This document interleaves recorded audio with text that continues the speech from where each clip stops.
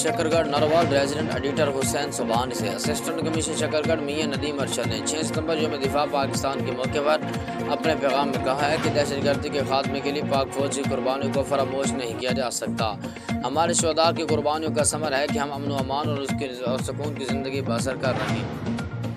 6 सितंबर है आज, जिस तरह आपको पता है कि यौम शुहदा है। आज हम जो एक आज़ाद मुल्क में आज़ादी का जो है वो सांस ले रहे हैं आज़ाद फ़िज़ा में, तो ये हमारे उन शुहदा की जो है वो लहू है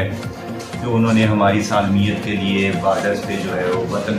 पाक के दिफा के लिए पाया है। हम इसके जितने भी शुक्रगुजार हों वो कम है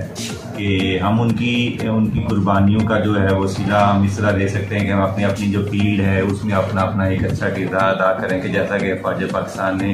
वतन की सालमियत के लिए अदा किया, तो हर बंदा अपना किरदार उसी तरह अदा करे जैसा कि फ़ौज पाकिस्तान ने एक अच्छा किरदार अदा किया है। तो मुल्क जो है वो इंशाअल्लाह तरक्की की राह पे गामज़न